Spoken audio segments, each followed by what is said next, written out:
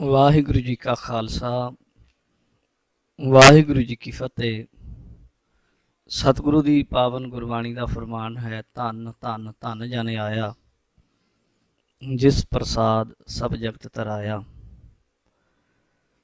ਅੱਜ ਅਸੀਂ ਗੱਲ ਕਰਾਂਗੇ ਗੁਰੂ ਪੰਥ ਦੇ ਮਹਾਨ ਵਿਦਵਾਨ ਮਹਾਂਪੁਰਸ਼ ਸੰਤ ਗਿਆਨੀ ਗੁਰਬਚਨ ਸਿੰਘ ਜੀ ਖਾਲਸਾ ਭਿੰਡਰਾਂ ਵਾਲਿਆਂ ਦੇ ਜੀਵਨ ਬਾਰੇ ਸੰਖੇਪ ਜਾਂ ਇਤਿਹਾਸ ਉਹਨਾਂ ਦਾ ਜੀਵਨ ਦਾ, ਕਿਉਂਕਿ ਜਿਹੜੇ ਮਹਾਂਪੁਰਸ਼ ਹੁੰਦੇ ਆ ਇਹ ਸਮੁੰਦਰਾਂ ਤੋਂ ਵੀ ਡੂੰਘੇ ਹੁੰਦੇ ਆ।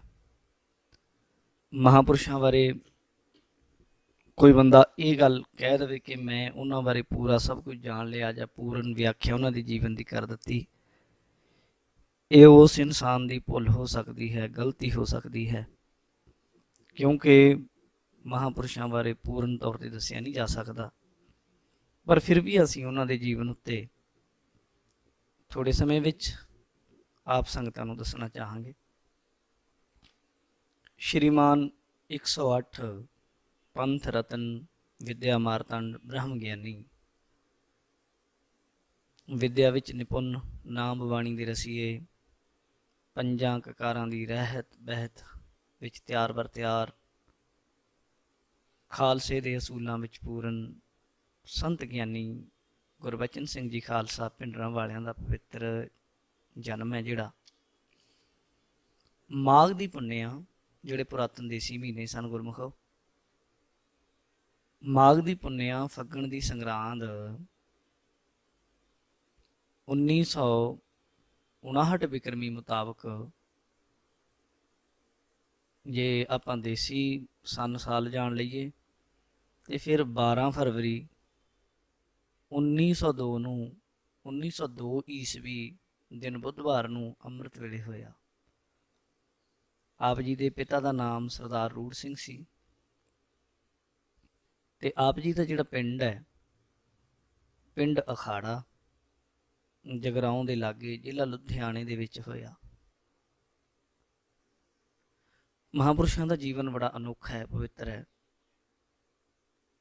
ਜਨਮ ਤੋਂ ਉਪਰੰਤ ਉਸੇ ਵੇਲੇ ਅੰਮ੍ਰਿਤ ਵੇਲੇ ਉਹਨਾਂ ਨੂੰ ਇਸ਼ਨਾਨ ਕਰਵਾ ਕੇ ਗੁਰਦੁਆਰਾ ਸਾਹਿਬ ਨਗਰ ਦੇ ਪਿੰਡ ਅਖਾੜੇ ਦੇ ਗੁਰਦੁਆਰੇ ਵਿੱਚ ਲਿਜਾਂਦਾ ਗਿਆ ਤੇ ਸ਼੍ਰੀ ਗੁਰੂ ਗ੍ਰੰਥ ਸਾਹਿਬ ਮਹਾਰਾਜ ਜੀ ਦੀ ਹਜ਼ੂਰੀ ਵਿੱਚ ਲਿਆਂਦਾ। ਤੇ ਹੋਰ ਕਿਸੇ ਦੀ ਗੁੜਤੀ, ਜਿਵੇਂ ਪਿੰਡਾਂ ਵਿੱਚ ਹੁੰਦਾ ਕਿ ਕਿਸੇ ਬੰਦੇ ਦੀ, ਕਿਸੇ ਰਿਸ਼ਤੇਦਾਰ ਦੀ, ਕਿਸੇ ਮੋਹਤਬਰ ਦੀ, ਕਿਸੇ ਲੀਡਰ ਦੀ, ਕੋਈ ਪੈਂਚ ਸਰਪੰਚ, ਕੋਈ ਆਗੂ, ਉਹਦੀ ਗੁੜਤੀ ਦਵਾ ਦਈਏ, ਐਸਾ ਨਹੀਂ ਕੀਤਾ ਗਿਆ। ਇਹਨਾਂ ਦੀ ਗੁੜਤੀ ਬਾਣੀ ਪੜ੍ਹ ਕੇ ਸ੍ਰੀ ਸਾਹਿਬ ਦੇ ਨਾਲ ਪਤਾਸੇ ਵਿੱਚ ਪਾ ਕੇ, ਬਾਟੇ ਦੇ ਵਿੱਚ ਘੋਲ ਕੇ, ਜਾਣੀ ਅੰਮ੍ਰਿਤ ਬਣਾ ਕੇ ਮੁੱਖ ਦੇ ਵਿੱਚ ਪਾਇਆ ਗਿਆ। ਕੜਾਹ ਪ੍ਰਸ਼ਾਦ ਕਰਕੇ ਅਰਦਾਸ ਕਰਨ ਤੋਂ ਬਾਅਦ ਫਿਰ ਹੁਕਮਨਾਮਾ ਸਾਹਿਬ ਲਿਆ ਗਿਆ। ਹੁਕਮਨਾਮੇ ਦੇ ਪਹਿਲੇ ਅੱਖਰ ਤੋਂ ਆਪ ਜੀ ਦਾ ਨਾਮ ਰੱਖਿਆ ਗਿਆ, ਗੁਰਬਚਨ ਸਿੰਘ। ਗੁਰਸਿੱਖੀ ਵਿੱਚ ਪਰਪੱਕ ਇਹਨਾਂ ਦੇ ਮਾਤਾ ਪਿਤਾ ਸਨ, ਜਿਹੜੇ ਸਰਦਾਰ ਰੂੜ ਸਿੰਘ ਜੀ ਪਿਤਾ ਜੀ, ਇਹਨਾਂ ਦੇ ਮਾਤਾ ਜੀ, ਉਹ ਪਹਿਲਾਂ ਹੀ ਗੁਰਸਿੱਖੀ ਵਿੱਚ ਪਰਪੱਕ ਸਨ। ਘਰ ਦਾ ਜਿਹੜਾ ਮਾਹੌਲ ਉਹ ਵੀ ਬੜਾ ਧਾਰਮਿਕ ਸੀ ਤੇ ਘਰ ਦੇ ਵਿੱਚ ਜਿਸ ਤਰ੍ਹਾਂ ਦਾ ਮਾਹੌਲ ਹੋਵੇ ਉਸ ਤਰੀਕੇ ਦਾ ਪਰਿਵਾਰ ਦੇ ਜੀਆਂ ਤੇ ਅਸਰ ਪੈਂਦਾ ਹੈ। ਉਸ ਅਸਰ ਦੇ ਅਧੀਨ ਛੋਟੀ ਉਮਰ ਵਿੱਚ ਹੀ ਆਪ ਜੀ ਦੇ ਅੰਦਰ ਗੁਰਸਿੱਖੀ ਦੇ ਸੰਸਕਾਰ ਸਨ ਤੇ ਛੋਟੀ ਉਮਰ ਵਿੱਚ ਕਈ ਵਾਰ ਐਸਾ ਦੇਖਣ ਨੂੰ ਮਿਲਿਆ ਕਿ ਮਹਾਂਪੁਰਸ਼ਾਂ ਨੇ ਘਰੇ ਪੀੜ੍ਹੀ ਲੈ ਲੈਣੀ, ਪੀੜ੍ਹੀ ਦੇ ਉੱਤੇ ਰੁਮਾਲਾ ਜਾਂ ਕੱਪੜਾ ਪਾ ਲੈਣਾ ਤੇ ਮੋਰ ਦੇ ਖੰਭਾਂ ਦਾ ਇੱਕ ਦਸਤਾ ਜਿਹਾ ਲੈ ਕੇ ਉਹਦੇ ਨਾਲ ਚੌਰ ਕਰਨਾ। ਜਿਵੇਂ ਗੁਰਦੁਆਰੇ ਵੇਖਣਾ ਕਿ ਗ੍ਰੰਥੀ ਸਿੰਘ ਗੁਰੂ ਗ੍ਰੰਥ ਸਾਹਿਬ ਨੂੰ ਚੌਰ ਕਰਦੇ ਆ, ਤੇ ਇਹਨਾਂ ਨੇ ਵੀ ਚੌਂਕੜਾ ਮਾਰ ਕੇ ਜਿਵੇਂ ਮਹਾਰਾਜ ਦੀ ਸੇਵਾ ਗ੍ਰੰਥੀ ਸਿੰਘ ਕਰਦੇ, ਇੱਦਾਂ ਚੌਰ ਕਰਨਾ। ਬਚਪਨ ਦੇ ਵਿੱਚ ਐਸੀ ਲੱਗਣ ਲੱਗੀ ਕਿ ਆਪ ਜੀ ਨੂੰ ਗੁਰਮੁਖੋ ਬਚਪਨ ਦੇ ਵਿੱਚ ਹੀ 5 ਗ੍ਰੰਥੀ, 22 ਵਾਰਾਂ ਭਗਤਾਂ ਦੀ ਬਾਣੀ, 10 ਗ੍ਰੰਥੀ ਦਾ ਸ਼ੁੱਧ ਪਾਠ ਕਰਨਾ ਸ਼ੁਰੂ ਕਰ ਦਿੱਤਾ ਛੋਟੀ ਉਮਰ ਵਿੱਚ, ਔਰ 5 ਬਾਣੀਆਂ ਦਾ ਨਿਤਨੇਮ ਵੀ ਕੰਠ ਕਰ ਲਿਆ ਆਪਨੇ। ਬਰਾਗਮਈ ਇਲਾਹੀ ਕੀਰਤਨ ਦੀ ਧੁਨੀ ਜਦੋਂ ਸੁਣਦੇ ਸੀ ਸੰਤ ਗੁਰਬਚਨ ਸਿੰਘ ਜੀ ਮਹਾਂਪੁਰਸ਼, ਜਦੋਂ ਕੀਰਤਨ ਸੁਣਦੇ ਤੇ ਇਹਨਾਂ ਦੀ ਜਿਹੜੀ ਰੂਹ ਸੀ ਨਾ, ਉਹ ਗੁਰੂ ਪਰਮੇਸ਼ਰ ਨਾਲ ਐਸੀ ਜੁੜਦੀ ਕਿ ਇਹਨਾਂ ਦੀ ਸੁਰਤ ਅਗੰਮੀ ਲੋਕ ਵਿੱਚ ਕਈ ਵਾਰੀ ਚਲੀ ਜਾਂਦੀ, ਆਨੰਦਮਈ ਖੇੜੇ ਵਿੱਚ ਸਤਿਗੁਰੂ ਦੇ ਚਰਨਾਂ ਨਾਲ ਜੁੜ ਜਾਂਦੀ ਸੀ। ਕਾਰਨ ਕਿਉਂਕਿ ਇਹਨਾਂ ਦੇ ਜਿਹੜੇ ਤਾਇਆ ਜੀ ਸੀ, ਉਹਨਾਂ ਦੀ ਬਹੁਤ ਵੱਡੀ ਘਾਲਣਾ ਸੀ, ਗੁਰਮੁਖ ਸੀ, ਨਾਮ ਜਪਣ ਵਾਲੇ ਸਨ। ਉਹਨਾਂ ਦਾ ਇਹਨਾਂ ਦੇ ਜੀਵਨ ਉੱਤੇ ਬੜਾ ਪ੍ਰਭਾਵ ਰਿਹਾ। 7 ਸਾਲ ਦੀ ਉਮਰ ਵਿੱਚ ਸ੍ਰੀ ਗੁਰੂ ਗ੍ਰੰਥ ਸਾਹਿਬ ਜੀ ਦਾ ਸ਼ੁੱਧ ਪਾਠ ਸੰਤ ਗੁਰਬਚਨ ਸਿੰਘ ਜੀ ਖਾਲਸਾ ਪਿੰਡਰਾਂ ਵਾਲੇ ਮਹਾਂਪੁਰਸ਼ਾਂ ਨੂੰ ਇਹਨਾਂ ਦੇ ਤਾਇਆ ਜੀ ਨੇ ਪੜ੍ਹਾ ਦਿੱਤਾ। ਯਾਨੀ ਇਉਂ ਕਹਿ ਲਓ ਕਿ 7 ਸਾਲ ਦੀ ਉਮਰ ਵਿੱਚ ਇਹ ਸ਼ੁੱਧ ਪਾਠੀ ਬਣ ਗਏ ਸਨ। ਫਿਰ ਹੋਰ ਅਭਿਆਸ ਗੁਰਬਾਣੀ ਦਾ ਕਰਦੇ ਰਹੇ। ਜਦੋਂ ਆਪ ਜੀ ਦੀ ਉਮਰ 13 ਕੁ ਸਾਲ ਦੀ ਹੋਈ ਤੇ ਆਪ ਨੇ ਸੰਸਕ੍ਰਿਤ ਭਾਸ਼ਾ ਦੇ ਗ੍ਰੰਥ ਪੜ੍ਹਨ ਦੀ ਰੁਚੀ, ਕਿਉਂਕਿ ਉਹਨਾਂ ਟਾਈਮਾਂ ਵਿੱਚ ਅੱਜ ਦੀ ਤਰ੍ਹਾਂ ਸਕੂਲ ਕਾਲਜ ਇਹ ਵਿੱਦਿਆ ਨਹੀਂ ਸੀ ਹੁੰਦੀ। ਉਹਨਾਂ ਸਮਿਆਂ ਦੇ ਵਿੱਚ ਪਿੰਡਾਂ ਦੇ ਵਿੱਚ ਗ੍ਰੰਥੀ ਸਿੰਘ ਜਾਂ ਹੋਰ ਕਈ ਗੁਰਸਿੱਖ ਬ੍ਰਹਮ ਗਿਆਨੀ ਮਹਾਂਪੁਰਸ਼ ਜਾਂ ਕੋਈ ਪ੍ਰਚਾਰਕ ਗੁਰਸਿੱਖ ਉਹ ਪੜ੍ਹਾਇਆ ਕਰਦੇ ਸਨ ਗੁਰਮਤਿ ਦੀ ਵਿੱਦਿਆ ਜਾਂ ਹੋਰ ਗ੍ਰੰਥ ਵੀ। ਤੇ ਮਹਾਂਪੁਰਸ਼ਾਂ ਨੇ ਸੰਸਕ੍ਰਿਤ ਭਾਸ਼ਾ ਦਾ ਗਿਆਨ ਵੀ ਪ੍ਰਾਪਤ ਕਰ ਲਿਆ। आपने छोटी उम्र ਵਿੱਚ देखो गुरमुखो रामायण भी पढ़ी, महाभारत भी पढ़िया, किड्डा बड़ा ग्रंथ है। योग वशिष्ठ होर वैदिक ग्रंथां नूं पढ़न समझण विचारन तो बाद ये भी पढ़े। ते जो सिख पंथ का बहुत वड्डा खजाना है जिन्हों फरीदकोट वाला टीका कहने, जो फरीदकोट के राजे ने उस समय के महान विद्वान 52 निर्मले महापुरुषों को इकट्ठे करके तैयार किया सी ना श्री गुरु ग्रंथ साहब जी का टीका सटीक, वो अखर दर अखर एक एक अखर आप जी ने कई बार पढ़िया ते विचारिया ते अपना ज्ञान से जिहड़ा विशाल किया। पर आप दे मन विच हजे भी खिच सी कोई आत्मिक रस की प्राप्ति की, आत्मिक साधना ते अरशी उडारियां दी तलाश अंदर सी।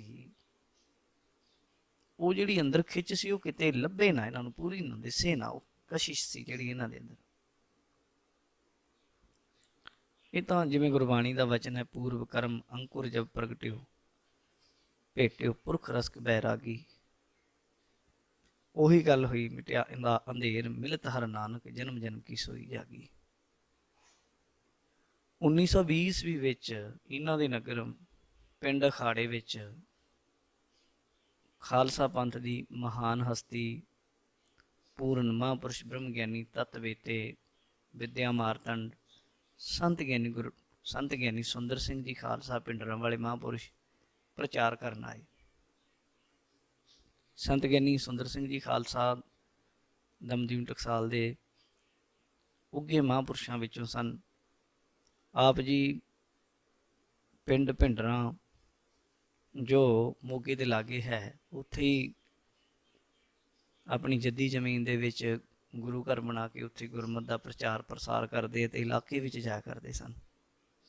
जिथे किते सद लैंदा कोई उत्थे गुरसिखां नूं ਅੱਗੇ ਵਿਦਿਆਰਥੀਆਂ ਨੂੰ ਵਿਦਿਆ ਵੀ ਪੜ੍ਹਾਉਂਦੇ ਸਨ। 1920 ਈਸਵੀ ਵਿੱਚ ਮਹਾਂਪੁਰਸ਼ ਪਿੰਡ ਅਖਾੜੇ ਵਿੱਚ ਪ੍ਰਚਾਰ ਕਰਨ ਆਏ। ਸੰਤ ਗਿਆਨੀ ਸੁੰਦਰ ਸਿੰਘ ਜੀ ਦੀ ਜੋ ਸ਼ਖਸੀਅਤ ਸੀ ਬਹੁਤ ਪ੍ਰਭਾਵਸ਼ਾਲੀ ਸੀ। ਉਹ ਸ਼ਖਸੀਅਤ ਦੇ ਦਰਸ਼ਨ ਕਰਕੇ ਆਪ ਜੀ ਨਿਰਮਲ, ਆਪ ਜੀ ਦੀ ਜਿਹੜੀ ਰੂਹ ਸੀ ਨਾ ਉਹ ਨਿਰਮਲ ਪ੍ਰੇਮ ਵਿੱਚ ਲੀਨ ਹੋ ਗਈ। ਕਿਸੇ ਕਮਾਈ ਵਾਲੇ ਦੇ ਦਰਸ਼ਨ ਕਰਨ ਦਾ ਬਹੁਤ ਵੱਡਾ ਲਾਭ ਹੈ। ਉਹਨਾਂ ਦੇ ਦਰਸ਼ਨ ਕੀਤੇ, ਆਉਂਦੇ ਜਾਂਦੇ ਸਵਾਸਾਂ ਨਾਲ ਵਾਹਿਗੁਰੂ ਦਾ ਜਾਪ ਸੁਤੇ ਸਿੱਧ ਹੋਣ ਲੱਗ ਪਿਆ। ਤੇ ਉਹ ਮਹਾਂਪੁਰਸ਼ ਗੁਰਬਾਣੀ ਦੀ ਕਥਾ ਗੁਰਦੁਆਰੇ ਕਰਦੇ ਸਨ ਤੇ ਸੰਤਾਂ ਮਹਾਂਪੁਰਸ਼ਾਂ ਪਾਸੋਂ ਗੁਰਬਾਣੀ ਦੀ ਕਥਾ ਸੁਣੀ। ਕਥਾ ਸੁਣ ਕੇ ਜਿਵੇਂ ਹਰ ਪ੍ਰੇਮ ਬਾਣੀ ਮਨ ਮਾਰਿਆ, ਅਣੀਆਲੇ ਅਣੀਆਂ, ਹਿਰਦੇ ਵੇਦਕ ਬਚਨਾਂ ਨੇ, ਮਿੱਠੇ ਬੋਲਾਂ ਨੇ, ਤੇ ਕੀਰਤਨ ਹੁੰਦਾ ਸੀ ਦੋਵੇਂ ਸਮੇਂ। ਹੁਣ ਇਹਨਾਂ ਦਾ ਮਨ ਮੋਹ ਲਿਆ। ਐਸਾ ਆਨੰਦ ਆਇਆ ਕਿ ਜਿਸ ਗੁਰਮਾਰਗ ਸ਼ਬਦ ਸੁਰਤ ਦੇ ਮੇਲ ਦੇ ਪਾਂਦੀ ਸਨ,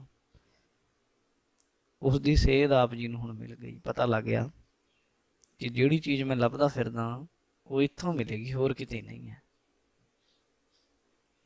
ਇਹਨਾਂ ਨੂੰ ਇਉਂ ਸਮਝ ਲਓ ਕਿ ਇਸ ਗੱਲ ਦਾ ਅਹਿਸਾਸ ਹੋ ਗਿਆ, ਸਮਝ ਲੱਗ ਗਈ ਕਿ ਜਿਸ ਚੀਜ਼ ਨੂੰ ਮੈਂ ਲੱਭਦਾ ਫਿਰਦਾ ਇਹਨਾਂ ਮਹਾਂਪੁਰਸ਼ਾਂ ਦੇ ਕੋਲੋਂ, ਇਹਨਾਂ ਦੀ ਸੰਗਤ ਵਿੱਚੋਂ ਮਿਲੇਗੀ। ਮਹਾਂਪੁਰਸ਼ ਜਦੋਂ ਕਿਤੇ ਗੁਰਮਤਿ ਪ੍ਰਚਾਰ ਲਈ ਜਾਂਦੇ ਸਨ, ਟਕਸਾਲ ਦਾ ਨਿਯਮ ਸੀ, ਉੱਥੇ ਖੰਡੇ ਬਾਟੇ ਦਾ ਅੰਮ੍ਰਿਤ ਤਿਆਰ ਹੁੰਦਾ, ਅੰਮ੍ਰਿਤ ਸੰਚਾਰ ਹੁੰਦਾ। ਸੰਤਾਂ ਕੋਲੋਂ ਖੰਡੇ ਬਾਟੇ ਦਾ ਕਲਗੀਧਰ ਮਹਾਰਾਜ ਵੱਲੋਂ ਬਖਸ਼ੀ ਮਰਿਆਦਾ ਅਨੁਸਾਰ ਅੰਮ੍ਰਿਤ ਛਕ ਕੇ ਖਾਲਸੇ ਪੰਥ ਵਿੱਚ ਸ਼ਾਮਲ ਹੋ ਗਏ। ਬਸ ਫਿਰ ਐਸੇ ਤੱਤ ਖਾਲਸਾ ਸਜੇ ਕਿ ਸਾਰੀ ਉਮਰ ਆਪਣਾ ਜੀਵਨ, ਜਿੰਨਾ ਜੀਵਨ ਸੀ, ਆਪਣੇ ਜੀਵਨ ਨੂੰ ਨਿਰੰਤਰ ਤਪੱਸਿਆ ਬਣਾ ਲਿਆ। ਹਿਰਦੇ ਵਿੱਚ ਸਿਮਰਨ ਦਾ ਐਸਾ ਝਰਨਾ ਵਹਿ ਤੁਰਿਆ ਜੋ ਅਖੀਰਲੇ ਸਾਹ ਤੱਕ ਇੱਕ ਰਸ ਵਹਿੰਦਾ ਰਿਹਾ। ਮਹਾਂਪੁਰਸ਼ ਬਾਬਾ ਗੁਰਬਚਨ ਸਿੰਘ ਜੀ ਤਨ ਮਨ ਧਨ ਸਭ ਗੁਰੂ ਚਰਨਾਂ ਵਿੱਚ ਅਰਪਣ ਕਰ ਦਿੱਤਾ ਇਹਨਾਂ ਨੇ। ਉਹਨਾਂ ਟਾਈਮਾਂ ਦੇ ਵਿੱਚ ਨਨਕਾਣਾ ਸਾਹਿਬ ਦਾ ਸ਼ਹੀਦੀ ਸਾਕਾ ਹੋਇਆ ਤੇ ਉਹਨੂੰ ਇਹਨਾਂ ਵੇਖਿਆ, ਸੁਣਿਆ। ਬਸ ਫਿਰ ਉਹ ਸ਼ਹੀਦੀ ਸਾਕਾ ਵੇਖ ਕੇ ਜੋ ਗੁਰਬਾਣੀ ਦਾ ਵਚਨ ਹੈ, ਤਨ ਮਨ ਕਾਟ ਕਾਟ ਸਭ ਅਰਪੀ, ਵਿੱਚ ਅਗਨੀ ਆਪ ਜਲਾਈ, ਇਸ ਤਰ੍ਹਾਂ ਦਾ ਸਿਦਕ ਮਨ ਵਿੱਚ ਧਾਰਨ ਕਰ ਲਿਆ। ਅੰਦਰ ਇੰਨਾ ਵੈਰਾਗ ਜਾਗਿਆ ਕਿ ਆਪਣੇ ਨਗਰ ਤੋਂ ਚੱਲ ਕੇ ਸ਼੍ਰੀ ਅੰਮ੍ਰਿਤਸਰ ਸਾਹਿਬ ਵਿਖੇ ਸ਼੍ਰੀ ਹਰਿਮੰਦਰ ਸਾਹਿਬ ਜੀ ਦੀ ਸਭ ਤੋਂ ਉੱਪਰਲੀ ਛੱਤ ਹੈ ਜਿਹੜੀ, ਉੱਥੇ 3 ਮਹੀਨੇ ਗੁਰਮੰਤਰ ਅਤੇ ਮੂਲ ਮੰਤਰ ਦਾ ਅਭਿਆਸ ਕਰਕੇ ਮਨ ਸਿਮਰਨ ਵਿੱਚ ਹੋਰ ਲੀਨ ਕਰ ਲਿਆ।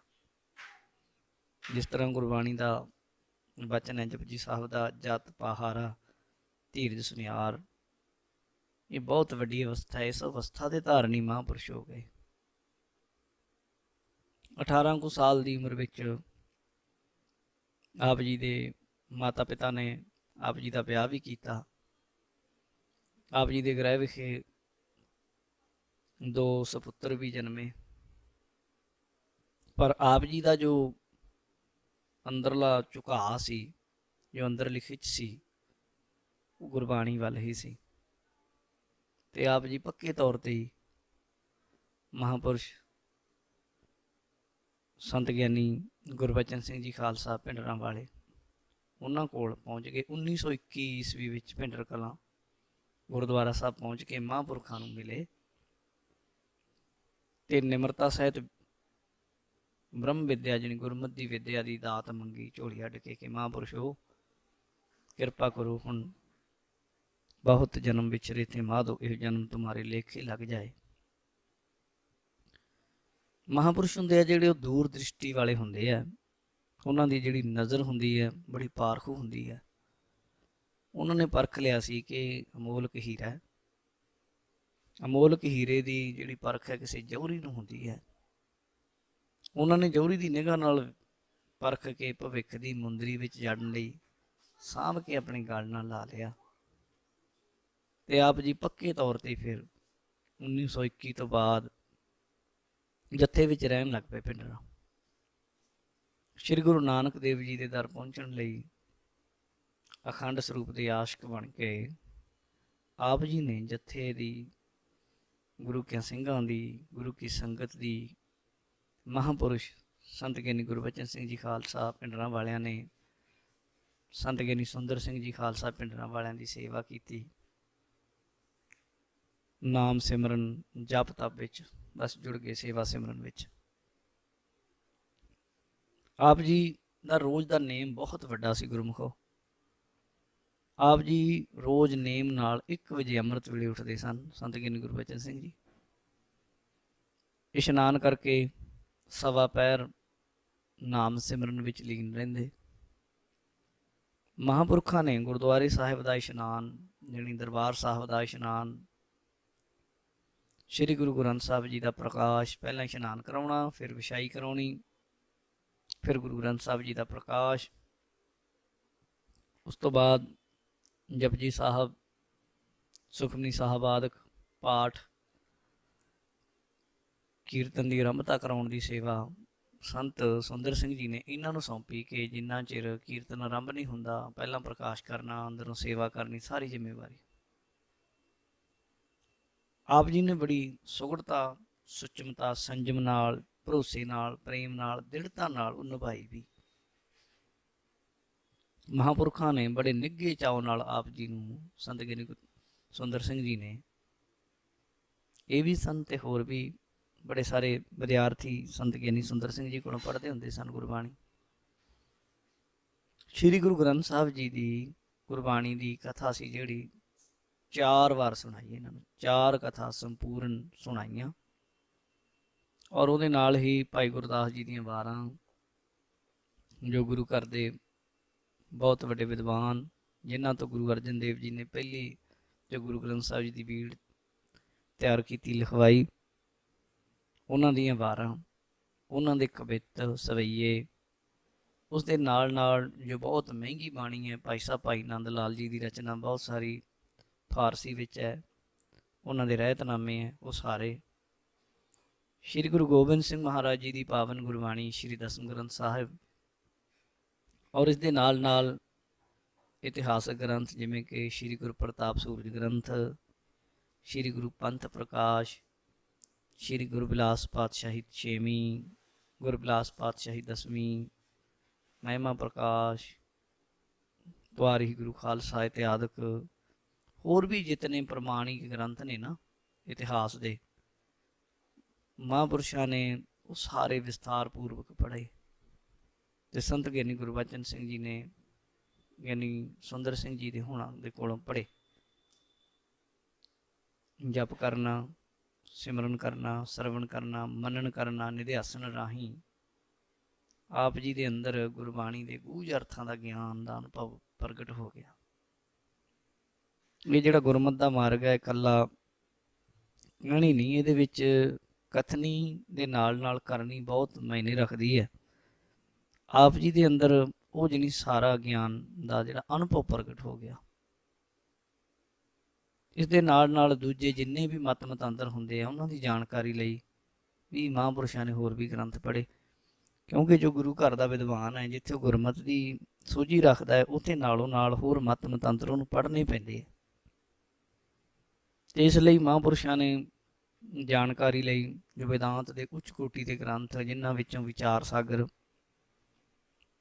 ਨਾਲ ਨਾਲ ਯੋਗ ਮਤ ਦਾ ਯੋਗ ਵੇਦਾਂਤ, ਔਰ ਨਾਲੋਂ ਨਾਲ ਪੰਚਦਸ਼ੀ, ਮੋਕਸ਼ ਪੰਥ, ਹੋਰ ਬੇਅੰਤ ਗ੍ਰੰਥਾਂ ਦੇ ਨਾਲ ਨਾਲ ਗੁਰੂ ਇਤਿਹਾਸ ਦਾ ਖਾਸ ਤੌਰ 'ਤੇ ਅਧਿਐਨ ਕੀਤਾ।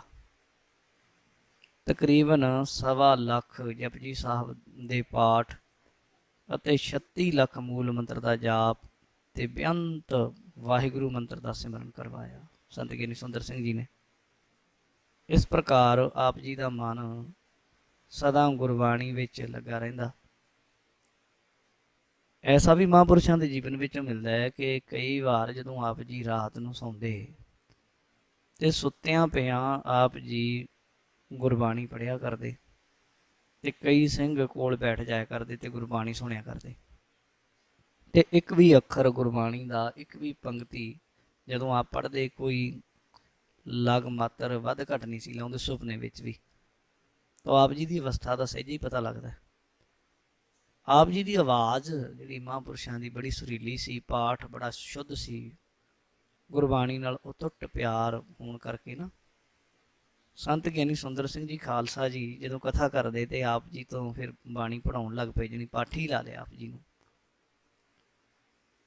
ਖਾਲਸਾ ਜੀ ਦਾ ਅੰਮ੍ਰਿਤ ਵੇਲੇ ਜਾਗਣਾ, ਨਿਤਨੇਮ ਵਿੱਚ ਪਰਪੱਕਤਾ, ਸ਼੍ਰੀ ਗੁਰੂ ਗ੍ਰੰਥ ਸਾਹਿਬ ਜੀ ਪ੍ਰਤੀ ਸੇਵਾ, ਅੰਦਰਲਾ ਚਾਓ, ਅਦਬ, ਮਿੱਠਾ ਨਰਮ ਸੁਭਾਅ, ਗੁਰਮਤ ਵਿਦਿਆ ਦੀਆਂ ਡੂੰਘਾਈਆਂ ਦਾ ਅਨੁਭਵੀ ਗਿਆਨ, ਸਿੱਖੀ ਰਹਿਤ ਬਹਿਤ ਪ੍ਰਤੀ ਘਾਲਣਾ ਅਤੇ ਸ਼ਰਧਾ, ਗੁਰਮੁਖਾਂ ਵਾਲੀ ਤੀਖਣ ਬੁੱਧੀ ਆਦਿ ਬੇਅੰਤ ਗੁਣਾਂ ਦੇ ਆਪ ਮਾਲਕ ਸਨ। ਆਪ ਮਹਾਂਪੁਰਖਾਂ ਦੇ ਕਥਾ ਕਰਦੇ ਸਮੇਂ ਜਦੋਂ ਗਿਆਨੀ ਸੁੰਦਰ ਸਿੰਘ ਜੀ ਕਥਾ ਕਰਦੇ ਤੇ ਗੁਰਬਾਣੀ ਦੀਆਂ ਪੰਕਤੀਆਂ ਇਹ ਪੜ੍ਹਦੇ ਤੇ ਨਾਲ ਨਾਲ ਉਹੋ ਜਿਹੀ ਅਵਸਥਾ ਉੱਚੀ ਕਰੀ ਜਾਂਦੇ ਸਨ। ਇੰਨਾ ਇਹਨਾਂ ਦਾ ਅਨੁਭਵ ਵਧ ਗਿਆ ਸੀ। ਸੰਤ ਸੁੰਦਰ ਸਿੰਘ ਜੀ ਨੇ ਆਪ ਜੀ ਤੋਂ, ਦੇਖੋ ਕਿੱਡੀ ਵੱਡੀ ਇਹ ਵੱਡੀ ਗੱਲ ਹੈ ਕਿ ਆਪ ਮਹਾਂਪੁਰਸ਼ ਸੰਤ ਗਿਆਨੀ ਸੁੰਦਰ ਸਿੰਘ ਜੀ ਜੋ ਇਹਨਾਂ ਦੇ ਵਿਦਿਆ ਉਸਤਾਦ ਸਨ, ਮਹਾਂਪੁਰਸ਼ਾਂ ਨੇ ਆਪ ਜੀ ਤੋਂ ਖੁਦ ਸ੍ਰੀ ਗੁਰੂ ਗ੍ਰੰਥ ਸਾਹਿਬ ਜੀ ਦੀ ਸੰਪੂਰਨ ਕਥਾ ਸਾਰੇ ਅਰਥਾਂ ਸਮੇਤ ਬੋਪਾ ਰਾਏ ਵਿਖੇ ਭਰੇ ਦੀਵਾਨ ਵਿੱਚ ਸੁਣੀ। ਕਥਾ ਦੀ ਭੋਗ ਵੇਲੇ ਬੜੇ ਪ੍ਰਸੰਨ ਹੋ ਕੇ ਮਹਾਂਪੁਰਸ਼ਾਂ ਨੇ ਸਿਰੋਂ ਪਾਉ ਦੇ ਕੇ ਸਨਮਾਨਿਆ ਤੇ ਸਾਰੀਆਂ ਸੰਗਤਾਂ ਵਿੱਚ ਇਹ ਵਚਨ ਕੀਤੇ ਕਿ ਸਾਡੇ ਪਾਸੋਂ, ਕਹਿੰਦੇ ਮਹਾਂਪੁਰਸ਼ ਬਾਬਾ ਸੁੰਦਰ ਸਿੰਘ ਜੀ ਕਹਿੰਦੇ, ਸਾਡੇ ਪਾਸੋਂ ਭਾਵੇਂ ਬੇਅੰਤ ਗੁਰਮੁਖ ਪੜ੍ਹੇ ਹੈ, ਕੋਈ ਗਿਣਤੀ ਨਹੀਂ, ਕਿਉਂਕਿ ਟਕਸਾਲ ਅੱਗੇ ਦੀ ਅੱਗੇ ਵਿਦਿਆਰਥੀ ਤਿਆਰ ਕਰਦੀ। ਇਹ ਦਸ਼ਮੇਸ਼ ਪਿਤਾ ਜੀ ਵੱਲੋਂ ਇਹਨਾਂ ਦੀ ਸੇਵਾ ਲਈ ਟਕਸਾਲ ਦੀ ਕਈ ਨੌਕਰੀਆਂ ਤੇ ਮਹਾਂਪੁਰਸ਼ ਕਹਿੰਦੇ ਕਈ ਨੌਕਰੀਆਂ ਤੇ ਜਾ ਲੱਗੇ ਪੜ੍ਹ ਕੇ, ਕਈ ਗ੍ਰਸਤ ਵਿੱਚ ਜਾ ਫਸੇ, ਪਰ ਜੋ ਅੱਖਰ ਅਸੀਂ ਸੱਚਖੰਡ ਵਾਸੀ ਸੰਤ ਬਿਸ਼ਨ ਸਿੰਘ ਜੀ ਮੁਰਾਲੇ ਵਾਲਿਆਂ ਪਾਸੋਂ ਪੜ੍ਹੇ ਸਨ, ਉਹਨਾਂ ਅੱਖਰਾਂ ਨੂੰ ਇਹਨਾਂ ਨੇ ਸਫਲਾ ਕੀਤਾ ਹੈ।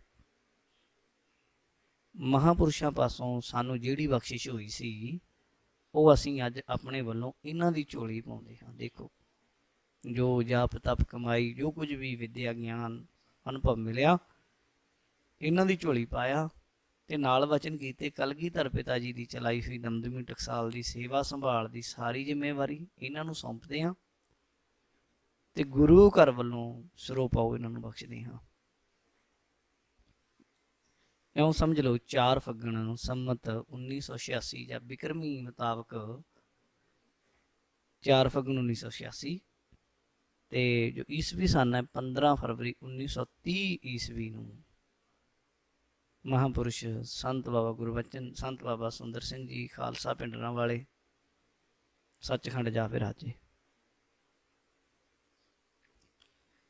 ਤਾਂ ਖਾਲਸਾ ਜੀ ਨੇ ਸ੍ਰੀ ਗੁਰੂ ਗ੍ਰੰਥ ਸਾਹਿਬ ਜੀ ਦੀਆਂ, ਫਿਰ ਉਹਨਾਂ ਤੋਂ ਬਾਅਦ ਇੱਕ ਉਹਨਾਂ ਦੇ ਹੁੰਦਿਆਂ, ਫਿਰ ਉਹਨਾਂ ਤੋਂ ਬਾਅਦ 2 ਹੋਰ 3 ਕਥਾ ਪਿੰਡ ਬੋਪਾ ਰਾਏ ਵਿਖੇ ਹੀ ਰਹਿ ਕੇ ਸੰਪੂਰਨ ਕੀਤੀਆਂ ਤੇ 3-4 ਸਾਲਾਂ ਬਾਅਦ ਫਿਰ ਆਪ ਜੀ ਹੋਰ ਜੱਥੇ ਦੇ ਸਿੰਘਾਂ ਨੂੰ, ਜਿਨ੍ਹਾਂ ਵਿੱਚੋਂ 16 ਉਸ ਸਮੇਂ ਵਿਦਿਆਰਥੀ ਵਡਭਾਗੇ ਗੁਰਮੁਖ ਸਨ, ਸਮੇਤ ਗੁਰਮਤ ਦੇ ਪ੍ਰਚਾਰ ਦਾ ਜਿਹੜਾ ਕਮਰ ਕਸਾ ਕਰ ਲਿਆ। ਵਿਚਰ ਕੇ ਕਰਨਾ ਪ੍ਰਚਾਰ, ਨਾਲ ਇਲਾਹੀ ਬਾਣੀ ਦਾ ਕੀਰਤਨ, ਨਾਲ ਕਥਾ, ਕੀਰਤਨੀ ਜਥਾ ਕੀਰਤਨ ਕਰਦਾ ਸੀ, ਮਹਾਂਪੁਰਸ਼ ਕਥਾ ਕਰਦੇ ਸਨ, ਪ੍ਰਚਾਰ, ਸਿੰਘਾਂ ਨੂੰ ਪੜ੍ਹਾਉਣਾ, ਗੁਰਮਤਿ ਵਿਦਿਆ ਵਿੱਚ ਨਿਪੁੰਨ ਕਰਨਾ, 5 ਪਿਆਰੇ ਸਿੰਘ ਸਾਹਿਬਾਨ ਅੰਮ੍ਰਿਤ ਛਕਾਉਂਦੇ, ਲੋਕਾਂ ਨੂੰ ਨਸ਼ਿਆਂ ਵੱਲੋਂ ਹਟਾ ਕੇ ਅੰਮ੍ਰਿਤ ਛਕਾਉਣਾ, ਗੁਰੂ ਨਾਨਕ ਦੇ ਰਾਹ ਦੇ ਪਾਂਧੀ ਬਣਾਉਣਾ, ਗੁਰਮਤਿ ਦੀ ਰਿਡਾਉਣੀ। ਅੱਗੇ ਜੋ ਗੁਰੂ ਸਾਹਿਬ ਕਲਗੀਧਰ ਪਿਤਾ ਵੱਲੋਂ ਜੋ ਟਕਸਾਲ ਦੀ ਸੇਵਾ ਲਈ ਉਹ ਵਿਦਿਆ ਅੱਗੇ ਦੇਣੀ, ਇਹ ਆਪ ਜੀ ਦਾ ਮੁੱਖ ਮਨੋਰਥ ਸੀ। ਕਈ ਵਾਰ ਪ੍ਰਚਾਰ ਕਰਦੇ ਕਰਦੇ ਜਥੇ ਸਮੇਤ ਕਈ ਮੀਲ ਕਿਲੋਮੀਟਰ ਪੈਦਲ ਚੱਲਣਾ ਪੈਂਦਾ ਸੀ, ਔਰ ਚੱਲਦੇ ਸਨ ਮਹਾਂਪੁਰਸ਼। ਪੰਜਾਬ ਵਿੱਚ, ਜੰਮੂ ਕਸ਼ਮੀਰ ਵਿੱਚ, ਪਿਸ਼ਾਵਰ ਵਿੱਚ, ਬਨਾਰਸ, ਪਟਨਾ ਸਾਹਿਬ, ਜਗਨਨਾਥਪੁਰੀ, ਰਾਮੇਸ਼ਵਰਮ, ਸ਼੍ਰੀ ਹਜ਼ੂਰ ਸਾਹਿਬ, ਕਲਕੱਤਾ, ਬੰਬਈ ਆਦਿਕ ਵਿਚਰ ਕੇ ਬਹੁਤ ਭਾਰੀ ਗੁਰਮਤ ਦਾ ਪ੍ਰਚਾਰ ਤੇ ਤੀਰਥ ਯਾਤਰਾ ਕੀਤੀ। ਕਈ ਵਾਰ ਆਪ ਜੀ ਗੱਡੀਆਂ ਤੇ ਵਿਦਿਆਰਥੀਆਂ ਸਮੇਤ ਜਾਣਾ ਇੱਧਰ ਉੱਧਰ ਪ੍ਰਚਾਰ ਕਰਨ। ਦੇਸ਼ ਭਰ ਵਿੱਚ ਸ਼ਾਇਦ ਹੀ ਕੋਈ ਐਸਾ ਸ਼ਹਿਰ ਜਾਂ ਇਲਾਕਾ ਹੋਵੇਗਾ ਜਿੱਥੇ ਕਿ ਜੱਥੇ ਸਮੇਤ ਜਾ ਕੇ ਆਪ ਜੀ ਨੇ ਕਥਾ ਕੀਰਤਨ ਦੇ ਅੰਮ੍ਰਿਤ ਦੀ ਦਾਤ ਵੰਡ ਕੇ ਸਿੱਖੀ ਦਾ ਬੂਟਾ ਨਾ ਲਾਇਆ ਹੋਵੇ। ਆਪ ਜੀ ਨੂੰ ਸਦਾ ਖਾਲਸੇ ਦੀ ਰਹਿਤ ਬਹਿਤ ਦੀ ਪ੍ਰਪੱਕਤਾ ਅਤੇ ਨਿਰੋਲ ਗੁਰਮਤ ਦਾ ਸਿਧਾਂਤ ਦ੍ਰਿੜਾਉਣ ਦਾ ਦਿਲੀ ਚਾਅ ਰਹਿੰਦਾ ਸੀ, ਲਗਨ ਸੀ ਇਹਨਾਂ ਦੇ ਅੰਦਰ। ਆਪ ਜੀ ਜਲ ਵਿੱਚ ਕਮਲ ਦੀ ਨਿਆਈ ਹਮੇਸ਼ਾ ਮਾਇਆ ਵਿੱਚੋਂ ਨਿਰਲੇਪ ਰਹੇ। ਆਪ ਜੀ ਨੇ ਸਾਰੇ ਹਿੰਦੁਸਤਾਨ ਵਿੱਚ ਵਿਚਰ ਕੇ ਲੱਖਾਂ ਹੀ ਪ੍ਰਾਣੀਆਂ ਨੂੰ ਅੰਮ੍ਰਿਤ ਛਕਾਇਆ, ਹਜ਼ਾਰਾਂ ਨੂੰ ਸ਼ੁੱਧ ਪਾਠ ਕਰਨਾ ਸਿਖਾਇਆ ਤੇ ਸੈਂਕੜਿਆਂ ਨੂੰ ਗਿਆਨੀ ਬਣਾਇਆ। ਆਪ ਜੀ ਨੇ ਸੰਤ ਗਿਆਨੀ ਗੁਰਬਚਨ ਸਿੰਘ ਜੀ ਖਾਲਸਾ ਪਿੰਡਰਾਂ ਵਾਲਿਆਂ ਨੇ ਲਿਖਤੀ ਰੂਪ ਵਿੱਚ ਵੀ ਕੌਮ ਦੀ ਬਹੁਤ ਮਹਾਨ ਸੇਵਾ ਕੀਤੀ ਹੈ। ਆਪ ਜੀ ਵੱਲੋਂ ਜਿਹੜੀ 2 ਪੁਸਤਕਾਂ ਦਾ ਜ਼ਿਕਰ ਮਿਲਦਾ ਹੈ ਲਿਖਤੀ ਰੂਪ ਵਿੱਚ ਵੀ, ਇੱਕ ਤੇ ਗੁਰਮੁਖ ਪ੍ਰਕਾਸ਼ ਜਿਹਦੇ ਵਿੱਚ ਜੀਵਨ ਸੀ ਸੰਤ ਗਿਆਨੀ ਸੁੰਦਰ ਸਿੰਘ ਜੀ ਖਾਲਸਾ ਪਿੰਡਰਾਂ ਵਾਲਿਆਂ ਦਾ, ਔਰ ਉਹਦੇ ਨਾਲ ਨਾਲ ਸਿੱਖ ਰਹਿਤ ਮਰਿਆਦਾ ਬਹੁਤ ਵਿਸਥਾਰ ਨਾਲ ਦਿੱਤੀ, ਜੋ ਹੁਣ ਵੀ ਦਮਦਮੀ ਟਕਸਾਲ ਵੱਲੋਂ ਸਿੱਖ ਰਹਿਤ ਮਰਿਆਦਾ ਮਿਲਦੀ ਹੈ, ਉਹਦੇ ਵਿੱਚੋਂ ਹੀ ਉਹਦਾ ਹੀ ਰੂਪ ਹੈ। ਫਿਰ ਇੱਕ ਬਹੁਤ ਅਦਭੁਤ ਔਰ ਦੁਰਲਭ ਗ੍ਰੰਥ ਹੈ ਜਿਹਦਾ ਨਾਮ ਹੈ ਗੁਰਬਾਣੀ ਪਾਠ ਦਰਸ਼ਨ। ਅੱਜ ਕੱਲ੍ਹ ਗੁਰਬਾਣੀ ਪਾਠ ਦਰਪਣ ਦੇ ਨਾਂ ਹੇਠ ਵੀ ਛਪਦਾ ਹੈ। ਗੁਰਬਾਣੀ ਪਾਠ ਦਰਸ਼ਨ ਜਿਨ੍ਹਾਂ ਵਿੱਚ ਗੁਰੂ ਸਾਹਿਬਾਨ ਦਾ ਸੰਖੇਪ ਜੀਵਨ, ਸਿੱਖ ਰਹਿਤ ਮਰਿਆਦਾ ਦੇ ਨਾਲ ਨਾਲ ਸਤਿਗੁਰੂ ਸ੍ਰੀ ਗੁਰੂ ਗ੍ਰੰਥ ਸਾਹਿਬ ਮਹਾਰਾਜ ਜੀ ਦੀ ਬਾਣੀ ਵਿੱਚ ਜਿੰਨੇ ਵੀ ਔਖੇ ਵਿਸ਼ਰਾਮ ਹਨ, ਇੱਕ ਤੋਂ ਵੱਧ ਕੇ 2 ਪਾਠ ਹਨ, ਜਾਂ ਔਖੇ ਸ਼ਬਦਾਂ ਦੇ ਜਿਹੜੇ ਅਰਥ ਹਨ ਉਹ ਸਾਰੇ ਮਹਾਂਪੁਰਸ਼ਾਂ ਨੇ ਦਿੱਤੇ, ਉਚਾਰਨ ਭੇਦ ਦੱਸੇ, ਤੇ ਬਹੁਤ ਮਿਹਨਤ ਦਾ ਕੰਮ ਸੀ ਤੇ ਮਹਾਂਪੁਰਸ਼ਾਂ ਨੇ ਪੰਥ ਦੀ ਝੋਲੀ ਪਾਇਆ। ਇਹ ਬਹੁਤ ਮਹਾਨ ਦੇਣ ਹੈ। ਆਪ ਜੀ ਨੇ ਜਿੱਥੇ ਗੁਰਮਤਿ ਦੀ ਵਿਦਿਆ, ਬੱਚਿਆਂ ਨੂੰ ਪੜ੍ਹਾਈ, ਕਥਾ ਕੀਤੀ, ਉੱਥੇ ਆਪ ਜੀ ਮਹਾਨ ਵਿਦਵਾਨ ਹੋਣ ਦੇ ਨਾਲ ਬਹੁਤ ਵੱਡੇ ਕਵੀ ਵੀ ਸਨ, ਲਿਖਾਰੀ ਸਨ। ਉਸਦੇ ਨਾਲ ਹੀ ਕਾਰ ਸੇਵਾ ਵੀ ਕਰਵਾਈ ਕਈ ਗੁਰਦੁਆਰਿਆਂ ਦੀ, ਕਈ ਸਾਰੇ ਗੁਰੂ ਘਰਾਂ ਦੀ ਕਾਰ ਸੇਵਾ ਜੋ ਅੱਜ ਕੱਲ੍ਹ ਕਾਰ ਸੇਵਾ ਵਾਲੇ ਮਹਾਂਪੁਰਸ਼ ਵੀ ਕਰਾਉਂਦੇ ਆ, ਉਹ ਵੀ ਮਹਾਂਪੁਰਸ਼ ਕਰਵਾਉਂਦੇ ਰਹੇ ਆ। ਤੇ ਆਪ ਜੀ ਜਦੋਂ ਕਥਾ ਕਰਦੇ ਸਨ ਤੇ ਕਥਾ ਵਿੱਚ ਇਤਨਾ ਰਸ ਸੀ, ਜਿਹੜਾ ਇੱਕ ਵਾਰੀ ਇਹਨਾਂ ਦੀ ਕਥਾ ਸੁਣ ਲੈਂਦਾ ਫਿਰ ਜ਼ਿੰਦਗੀ ਭਰ ਨਾ ਭੁੱਲਦਾ, ਯਾਦ ਰੱਖਦਾ, ਮੁੜ ਮੁੜ ਸੁਣ ਕੇ ਆਪਣਾ ਜੀਵਨ ਉੱਚਾ ਕਰਦਾ। ਆਪ ਜੀ ਕਥਾ ਕੀਰਤਨ ਦਾ ਪ੍ਰਵਾਹ ਚਲਾਉਂਦੇ, ਸੰਗਤਾਂ ਦੀ ਬੇਨਤੀ ਹੁੰਦੀ ਜਿੱਥੇ ਉੱਥੇ ਚਲੇ ਜਾਂਦੇ। ਇਉਂ ਕਥਾ ਕਰਦਿਆਂ ਕਰਦਿਆਂ ਮਹਿਤੇ ਨਗਰ, ਜੋ ਪਿੰਡ ਮਹਿਤਾ ਅੱਜ ਕੱਲ੍ਹ ਦਮਦਮੀ ਟਕਸਾਲ ਦਾ ਮੁੱਖ ਸਥਾਨ ਹੈ, ਮਹਿਤੇ ਵਿਖੇ ਪਹੁੰਚੇ ਜਦੋਂ ਆਪ, ਇੱਥੇ ਆਪ ਜੀ ਨੇ ਫਿਰ ਆਪਣਾ ਪੰਜਭੂਤਕ ਸਰੀਰ ਹੈ ਜਿਹੜਾ ਛੱਡਿਆ। 15 ਹਾੜ ਦੇਸੀ ਮਹੀਨੇ ਅਨੁਸਾਰ 15 ਹਾੜ 2026 ਬਿਕਰਮੀ ਮੁਤਾਬਕ, ਅਤੇ ਈਸਵੀ ਸਨ 28 ਜੂਨ 1669 ਈਸਵੀ ਨੂੰ ਆਪ ਜੀ ਨੇ 67 ਸਾਲ ਦੀ ਉਮਰ ਭੋਗ ਕੇ ਦਿਨ ਵੀਰਵਾਰ ਦੇ ਤੜਕੇ 2:10 ਤੇ ਆਪ ਜੀ ਨੇ ਪਹਿਲਾਂ ਆਪ ਜੀ ਦਾ ਜਿਹੜਾ ਸਵਾਸ ਸੀ ਹੌਲੀ ਹੌਲੀ ਹੁੰਦਾ ਗਿਆ, ਤੇ ਨਾਲੋਂ ਨਾਲ ਵਾਹਿਗੁਰੂ ਦਾ ਮੰਤਰ ਆਪ ਕਰਦੇ ਰਹੇ। ਗੁਰਮੰਤਰ ਦਾ ਸਿਮਰਨ ਨਹੀਂ ਆਪ ਨੇ ਛੱਡਿਆ। ਸਿਮਰਨ ਕਰਦਿਆਂ ਕਰਦਿਆਂ ਫਿਰ ਆਪ ਜੀ ਦਾ ਸਵਾਸ ਖਲੋ ਗਿਆ। ਪਰਮੇਸ਼ਵਰ ਵਾਹਿਗੁਰੂ ਦੀ ਜੋਤ ਵਿੱਚ ਆਪ ਜੀ ਦੀ ਜੋਤ ਜਾ ਮਿਲੀ ਅਤੇ ਸੱਚਖੰਡ ਆਪ ਜੀ ਭਿਆਨਾ ਕਰ ਗਏ ਗੁਰਮੁਖੋ। ਤੇ ਅੰਮ੍ਰਿਤਸਰ ਸਾਹਿਬ ਪਹੁੰਚ ਕੇ ਫਿਰ ਆਪ ਜੀ ਦੀ ਇੱਛਾ ਅਨੁਸਾਰ ਜੋ ਇਹਨਾਂ ਨੇ ਦੱਸਿਆ ਸੀ, ਦੇਖੋ ਗੁਰਮੁਖ ਸੰਗਤਾਂ ਨੇ ਕੈਸਾ ਕੀਤਾ। ਅੰਮ੍ਰਿਤਸਰ ਸਾਹਿਬ ਪਹੁੰਚ ਕੇ ਪਹਿਲਾਂ ਪਵਿੱਤਰ ਅੰਮ੍ਰਿਤ ਸਰੋਵਰ ਵਿੱਚੋਂ ਜਲ ਲਿਆਂਦਾ ਸੰਗਤਾਂ ਨੇ, ਫਿਰ ਖਾਲਸਾ ਜੀ ਦੇ ਸਰੀਰ ਦਾ ਇਸ਼ਨਾਨ ਕਰਵਾਇਆ ਮਹਿਤੇ ਵਿਖੇ। ਫਿਰ ਆਪ ਜੀ ਦੀ ਇੱਛਾ ਸੀ, ਇਹ ਸੱਚਖੰਡ ਜਾਣ ਤੋਂ ਪਹਿਲਾਂ ਹੀ ਆਪ ਜੀ ਜੋ ਇੱਛਾ ਕਰ ਗਏ ਸਨ, ਆਪ ਜੀ ਦੀ ਇੱਛਾ ਅਨੁਸਾਰ ਆਪ ਜੀ ਦੇ ਸਰੀਰ ਦਾ ਸੰਸਕਾਰ ਜਿਹੜਾ ਸ਼੍ਰੀ ਕੀਰਤਪੁਰ ਸਾਹਿਬ, ਜਿੱਥੇ ਗੁਰਦੁਆਰਾ ਪਤਾਲਪੁਰੀ ਸਾਹਿਬ ਹੈ, ਜਿੱਥੇ ਆਪਾਂ ਗੁਰਮੁਖਾਂ ਦੇ ਅਸਤ ਤੈਰਦੇ ਹਾਂ, ਉੱਥੇ ਆਪ ਜੀ ਦੇ ਸਰੀਰ ਦਾ ਸੰਸਕਾਰ ਕੀਤਾ ਗਿਆ। ਆਪ ਜੀ ਨੇ ਆਪਣੇ ਸੱਚਖੰਡ ਪਿਆਨਾ ਕਰਨ ਤੋਂ ਬਹੁਤ ਸਮਾਂ ਪਹਿਲਾਂ ਮਹਾਨ ਵਿਦਵਾਨ, ਗੁਰਸਿੱਖ, ਰਹਿਤ ਵਿੱਚ ਪਰਪੱਕ, ਗੁਰਬਾਣੀ ਦੇ ਨਿਤਨੇਮੀ ਤੇ ਉੱਚੇ ਸੁੱਚੇ ਜੀਵਨ ਦੇ ਮਾਲਕ ਸੰਤ ਗਿਆਨੀ ਕਰਤਾਰ ਸਿੰਘ ਜੀ ਖਾਲਸਾ ਨੂੰ 3 ਵਾਰੀ ਟਕਸਾਲ ਦੀ ਸੇਵਾ ਨਿਭਾਉਣ ਬਾਰੇ ਵਚਨ ਕੀਤੇ ਸਨ ਆਪਣੇ ਰਹਿੰਦੇ ਹੀ। ਸਾਰਾ ਸਿੱਖ ਜਗਤ ਗੁਰੂ ਨਾਨਕ ਨਾਮ ਲੇਵਾ ਸੰਗਤਾਂ ਇਸ ਸਤਿਕਾਰਯੋਗ ਹਸਤੀ ਸੰਤ ਗਿਆਨੀ ਗੁਰਬਚਨ ਸਿੰਘ ਜੀ ਖਾਲਸਾ ਦੇ ऋणी ਰਹਿਣਗੇ। ਇਹਨਾਂ ਦੀ ਕਮਾਈ, ਇਹਨਾਂ ਦੀ ਸੇਵਾ, ਇਹਨਾਂ ਦੀ ਸਿਮਰਨ, ਕਿਉਂਕਿ ਆਪ ਜੀ ਨੇ ਆਪਣੇ ਜੀਵਨ ਵਿੱਚ ਗੁਰਮੁਖੋ 26 ਵਾਰ ਸ਼੍ਰੀ ਗੁਰੂ ਗ੍ਰੰਥ ਸਾਹਿਬ ਜੀ ਦੀ ਸੰਪੂਰਨ ਕਥਾ ਕੀਤੀ